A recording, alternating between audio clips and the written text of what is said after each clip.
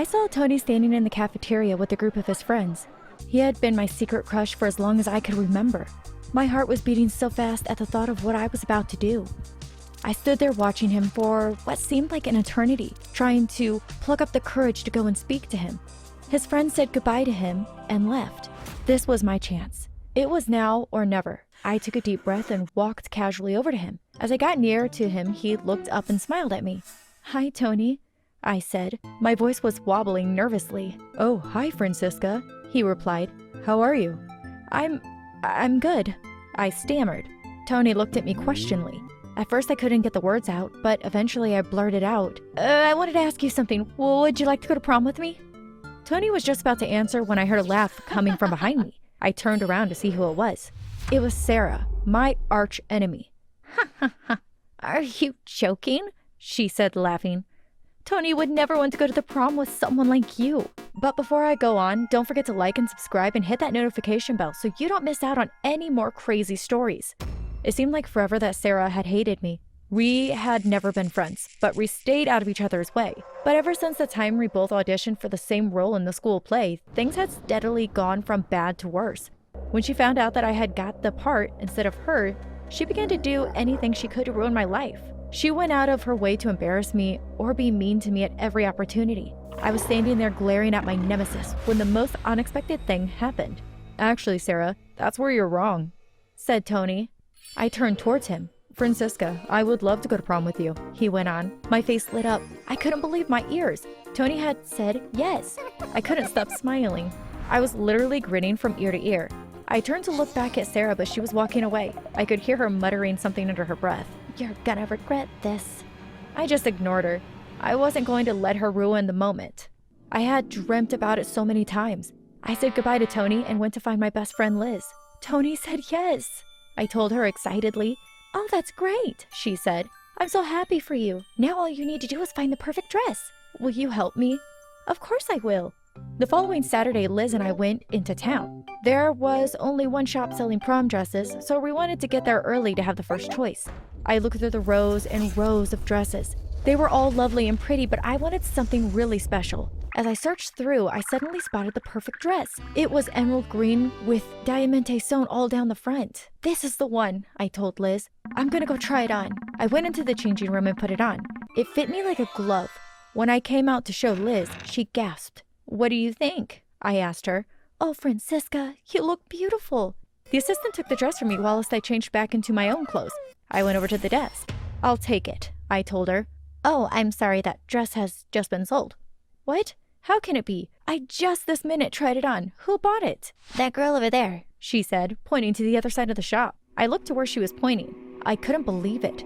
It was Sarah. She had obviously followed me and waited to see which dress I wanted, so she could steal it from under my nose. She looked so smug.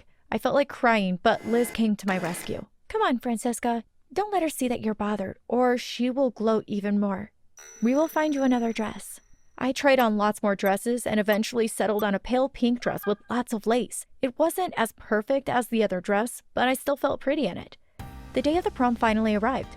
In the afternoon, my mom had taken me to the salon to get my hair and makeup done. I was sitting nervously in the lounge when I heard a car pull up. I looked out of the window and saw a limousine parked in front of my house. I put my mask on and walked outside. Oh, I also forgot to mention, it wasn't just an ordinary prom. It was more of a masquerade party, and everyone had to put on a mask as part of the fun. Tony was waiting beside the car door. He looked so handsome. Well, at least the bits I could see of him did. His mask was hiding most of his features. That was the thing about a masquerade prom. You could never really see someone properly. Tony pinned the corsage he had brought for me onto my dress. We climbed into the limousine and set off for the prom. I had never felt happier in my life. I was going to my prom with the boy of my dreams. When we arrived at prom, I looked around the room to see where Sarah was. I was sure she was trying to ruin my night, so I wanted to keep an eye on her, but I couldn't see her anywhere. Don't tell me she hasn't even bothered to come, I thought, but apparently that was the case. She had obviously no intention of wearing the dress she had bought. She had just done it to spite me. I decided I wasn't going to give her another thought. I turned to Tony. "Shall we get a drink?" I asked him. "Oh, I've already got one, thanks," he said. I felt a bit disappointed that he hadn't got a drink for me too, but I didn't let him see. I went and grabbed a lemonade, but when I got back, Tony was talking to a girl in a red dress. When I walked over to them, the girl left. "Who was that?" I asked Tony. "Oh, no one," he replied. "But look how pretty her dress is. Why didn't you get a dress like that? It's much nicer than the one you're wearing." I couldn't understand why Tony was being such a jerk. He would never normally be mean to me. I wondered if I had completely got him wrong. The final straw came when I came back from the toilet and saw him dancing with the girl in the red dress. I wasn't going to stick around to watch him flirting with another girl. I made up an excuse to Liz that I wasn't feeling well and went straight home. The next day at school, I looked for Tony. I wondered if he would apologize for his behavior the night before, but he was nowhere to be seen. He didn't come to school that day or the rest of the week. I didn't really care at first, but then I began to think it was a bit strange. He never normally missed any school. I decided that I would go to his house to see if he was okay. I knew that I shouldn't really bother about him after the way he had treated me at prom, but I couldn't help it. I still cared about him. After school, I went straight to Tony's house. When I got there, his mom opened the door. "Oh, hello, Francesca," she said, smiling. "What can I do for you?" "I've just come to see if Tony is okay because he hasn't been at school all week." Tony's mom looked at me worriedly. "What do you mean he hasn't been in school?" she asked. "She told me that he was staying at her house for a few days ever since the prom, but she assured me he was still going to school." "Who did? Sarah?" I told Tony's parents that it couldn't possibly be true. Tony didn't like Sarah at all. I knew that there was no way he would possibly spend a week at her house. "There's something not quite right here," said Tony's dad. "I think we'd better go and find him." "I'll take you to Sarah's house," I told them. We got into Tony's parents' car and drove straight to Sarah's house. I knocked on the door loudly. Sarah opened the door, but when she saw it was me standing there, she tried to slam the door shut. I stuck my foot into the doorway so she couldn't close the door. "What do you want?" she spat out. "Where's Tony? What have you done with him?" "What are you talking about? I haven't done anything." We pushed past Sarah and went into the lounge. Tony was sitting on the couch watching a movie. "Are you okay?" I asked him. "What has she done to you?" Tony looked up. "I'm fine," he said. "Mom? Dad? What are you doing here?" "Francesca thought you might be in trouble," they said. Tony looked a little confused. "Come on, son, we're taking you home," said Tony's dad. In the car on the way home, Tony was very quiet. He didn't say a word. He just sat staring out of the car window.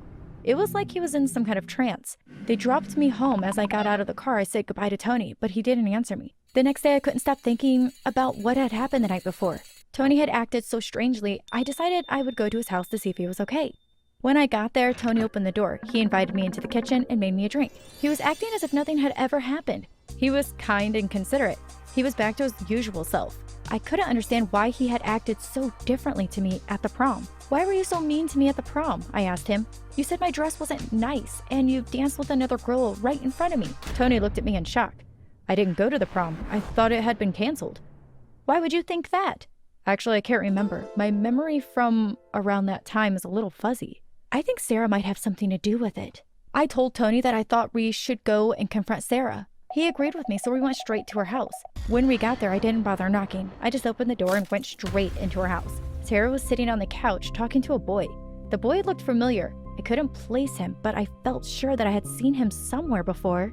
"That guy looks just like you, Tony," I whispered to Tony. "What's going on? Could this be the guy I went to prom with?" I thought suddenly. "Come on, Sarah," I said. "The game is up. We know you had something to do with this. We want to know what has been going on." At first, Sarah denied knowing anything, but we kept on pressuring her until finally she said, "Fine, okay. I admit it. It was me. I hired Mark to impersonate Tony and take you to the prom." "But how did you get Tony out of the way?" I asked. "I told him that the prom was canceled and I was having a party for everyone at my house instead." "But surely he was suspicious when he was the only one here," I said. "Oh, it was easy to deal with that. I slipped a sedative into his drink when he wasn't looking. As long as I kept him sedated, he wasn't worried at all about spending a few days at my house." "So that explains why he was so quiet on the night that we had found him," I thought. I looked at her in disbelief. "You're crazy!" I screamed. "Who would do something like that? Why do you want to ruin my life?" "Because Tony should be with me, not you," she cried. But then Mark, the lookalike, turned to Sarah and said, "Wait, what? I thought you liked me. I only agreed to help you because I thought you would date me if I did." Sarah looked at Mark, blushing. "I didn't know you liked me," she said shyly. "I've had a crush on you since the first moment I set eyes on you," said Mark. I turned to Sarah. "This feud has gone on for too long. I don't want to fight with you anymore. Can we just be friends?" Sarah was blushing a lot now, and she looked from Mark to me, then back to Mark. "Fine," she mumbled. We agreed to reconcile. Things had turned out perfectly in the end. Sarah started dating Mark, and it wasn't long before they became serious. I might have missed out on my dream prom with Tony, but I ended up with something even better. Tony asked me to be his girlfriend. The four of us even went out on double dates together.